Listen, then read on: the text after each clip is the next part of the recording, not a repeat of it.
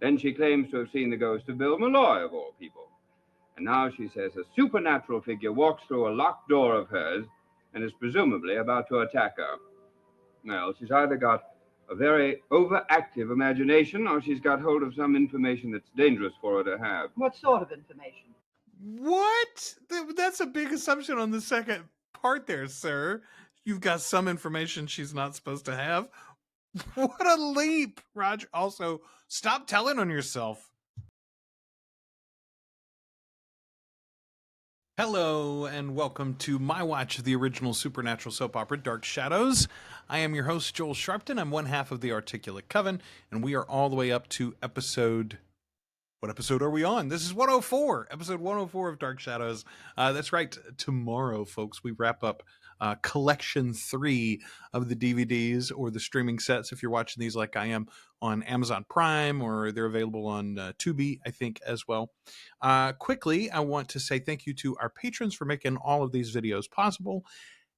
I want to tell you, if you're watching these videos on YouTube, you've got an opportunity to get a lot more of them a lot faster. Our Patreons get 5 episodes every week, one every weekday at articulatecoven.com/join. $2 or more a month gets you access to everything we do early and ad-free, including these Dark Shadows videos. So take advantage of that. Go over there and sign up if you're in a position to support the show. Quickly, some trivia about this particular episode. This came from City Dweller 99 on episode 94. Okay, he says this episode was the first episode script written by an individual named Ron Sproat. Ron Sproat, I believe is how he's got that name spelled. And he stays on as a scriptwriter for a long while. He's also instrumental in the casting of Barnabas, since the actor cast as Barnabas was someone that he knew personally. The scriptwriters on Dark Shadows had a bit more power in how story points were presented, so I viewed this particular episode as a soft reset, with Joe finally getting a backbone when it comes to Carolyn. That's the episode where he told her off. Joe and Maggie ending up talking together at the end of the episode. Victoria having a possible new male love interest with the Garner lawyer. And also there's a hint that perhaps Victoria might not find out who she really is, so don't get her hopes up. The whole show so far has been teasing that there is some secret to be known about Victoria's past, and that last little arc has led us to believe maybe we're never going to know what that secret is. Let's get into this episode today and see what's happening in Collinsport. Collinwood has turned into a chamber of horrors for me. At least I expected to be safe inside my locked room. But at Collinwood, locks don't seem to fulfill the function for which they were designed. That really does seem to be the truth, doesn't it, Victoria? Not only in your room, somebody came in last night when you had specifically locked it, but the east wing of the house is locked off, except not really when it's convenient. People can come and go, seemingly. Have you any idea what anyone might want in your room?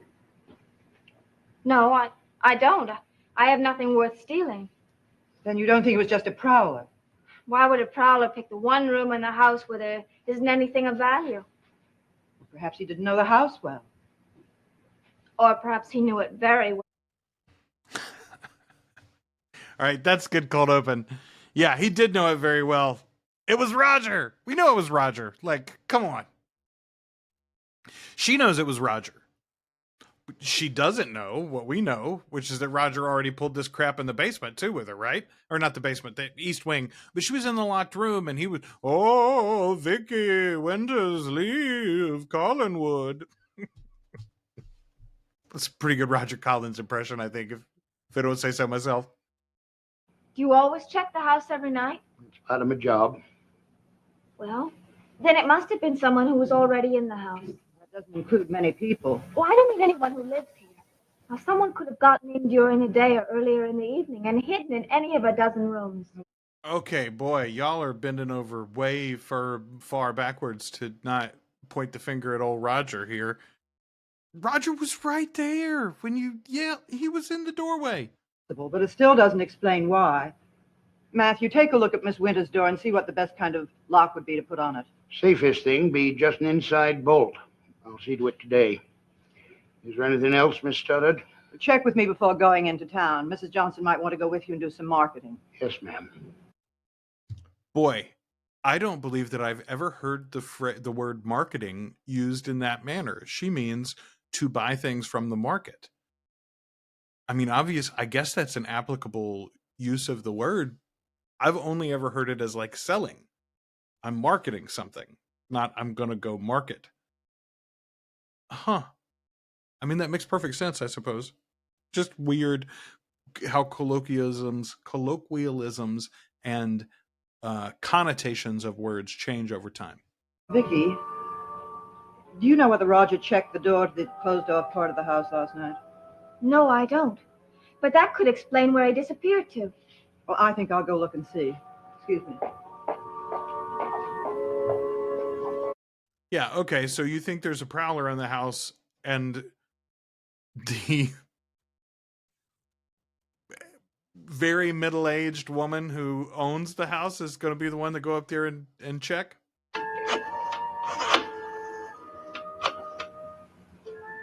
Hello, Mr. Evans. This is Vicky Winters. Can I talk to Maggie? She's not here. Oh, well, she wanted me to call her. I said that I would anyway. I guess I'll try the coffee shop. Well, Vicky, actually, Maggie called you because I asked her to. I was the one that wanted to talk to you. I wonder, is that the first time that we've had a character established for the first time on an episode through a phone call?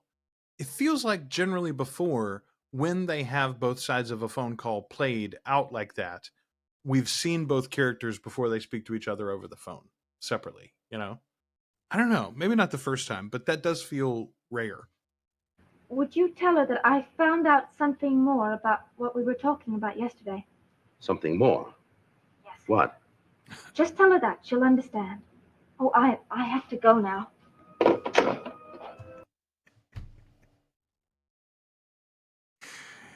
Sam's like, just go ahead and give me the message. No, don't even worry about it. Just tell me. Oh, hello. This is Mrs. Stoddard. Is Mr. Collins there? I see. Well, if he should come in or call in, tell him to call me right away. It's quite urgent. Thank you. Boy, Roger's never at work.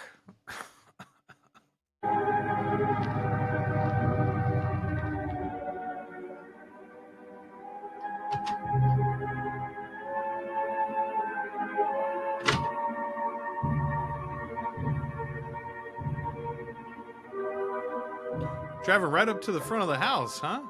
My message? I came home as early as I could. I asked you to call immediately. Well, this is as immediate as I could make it, Liz. I was already on my way home and I got the message. What in the world was so urgent about it? I mean, that you couldn't have been already on your way home when you got the message. You could have been walking out of the office, maybe. There are no cell phones in 66, sir. Then she claims to have seen the ghost of Bill Malloy, of all people. And now she says a supernatural figure walks through a locked door of hers and is presumably about to attack her. Well, she's either got a very overactive imagination or she's got hold of some information that's dangerous for her to have. What sort of information? What? That's a big assumption on the second part there, sir. You've got some information she's not supposed to have. What a leap, Roger. Also, stop telling on yourself. You know, Liz, I think I was right all along. Vicky knows too much for her own good in this house. I think for her ultimate safety, she should leave Collinwood, and I'm going to have another talk with her about it. Well, you can't right now. She's not here. Where is she off to this time? She didn't say. Said she had an appointment in town. Cab came and got her, and she drove off. You don't have any idea who she had this appointment with? No, I haven't. Why should it concern you? My dear sister, it only concerns me because I'm worried about the welfare of Miss Winters. Bull hockey. Lies, lies, and darned lies, as the saying goes. I'll run into town and see if I can find her. Why are you so anxious about where she went? I told you I'm afraid something will happen to her. Well, wouldn't it be a little less obvious if you waited until she got back and then asked her? But Liz, what if she doesn't come back?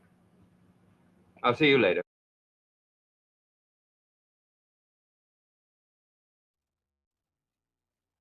God.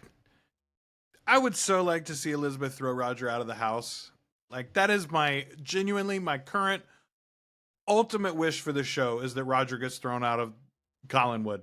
It was nice of you to come. Man, they're just playing fast and loose with the day here, aren't they? This is morning time still, ostensibly, and yet now here we are in the evening at the Blue Whale. Any case, what I wanted to find out is that thing that you told Maggie.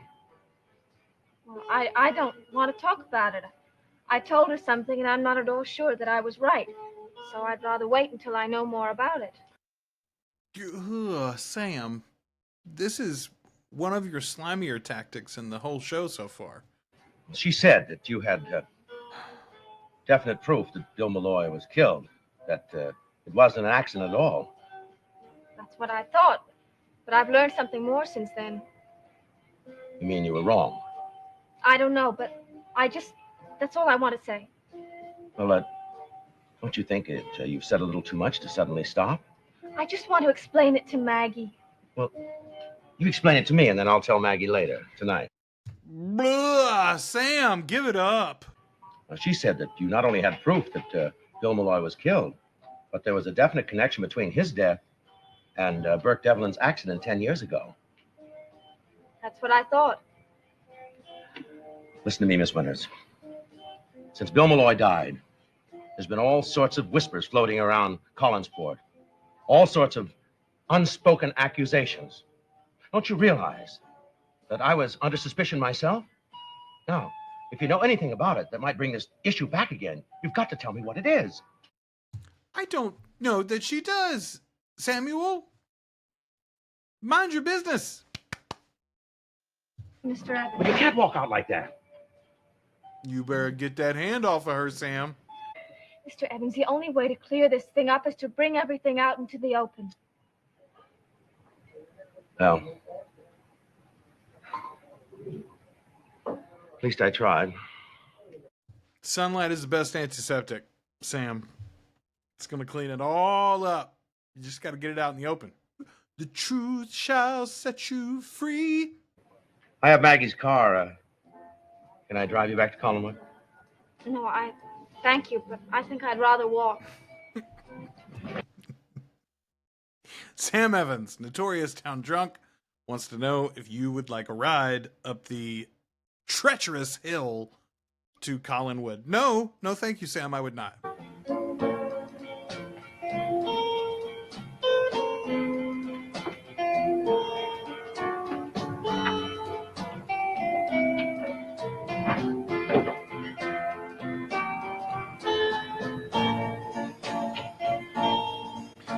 That bartender extra is earning his money today, isn't he?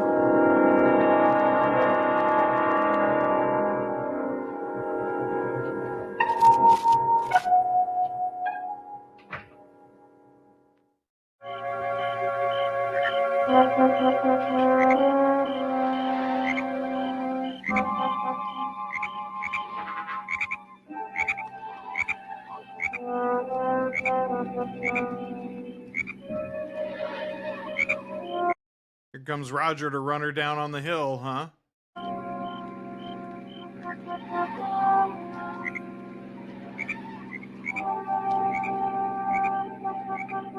Are they really going to do an accident?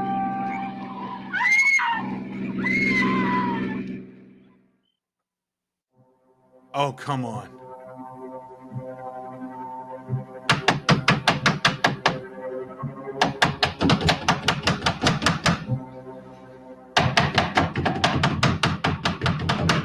Who knocks like that? Vicky, what's the matter? Somebody tried to kill me, I swear it, and it wasn't an accident this time. Calm down. I can't be calm. I don't feel... Okay, first of all, the door, I mean, maybe the door was locked. I guess it is supposed to be nighttime now. But, would they swerve and she jumped out of the way? We just didn't see it? Oh, come on. For it to pass, but suddenly I realized it was trying to run me down. Where was this? Half a mile from here. I ran the rest of the way. Okay, that implies that from Collinwood to Collinsport, it is 2.5 miles, because the sign that was right behind Vicky said Collinsport 2. Started, who's doing this to me? Who wants to kill me? Roger. I Can't think that anyone would want to kill you. I can't believe that. Roger does. Did you see what kind? It's too bad Roger didn't see you in town. He could have driven you home. He isn't here? Oh, he drove off more than an hour ago. Where did he go? I don't know. He said he was going to look for you. Yeah, Maybe he he found found her me. all right.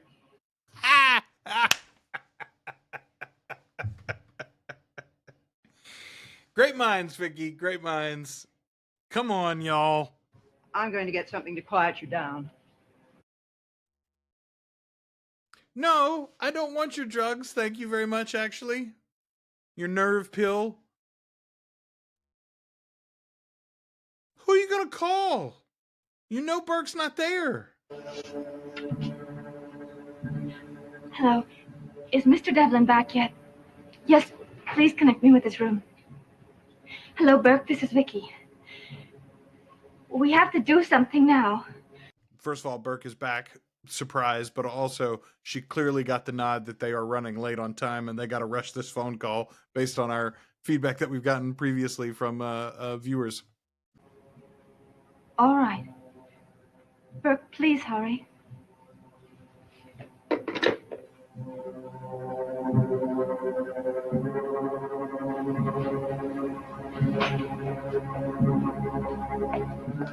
Here you are, Vicky. Take this. I take them frequently. They can't possibly hurt you. But Vicky, you're not afraid of me, are you? I don't want to take anything. I think you better.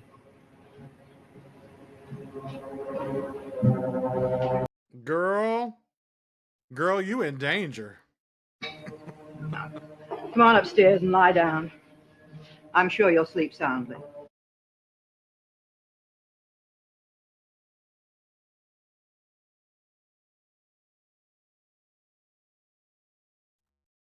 Do not care for, oh, first of all, new credit scene location. I like this little way stop. Here we go. What is it? Something Harbor and Collinsport. Collinsport 2 and 4 miles to the harbor. Okay, folks. If you are a patron, first of all, thank you. You're some of our favorite people. We love you so much. But also, you got a new episode coming tomorrow, so stay tuned.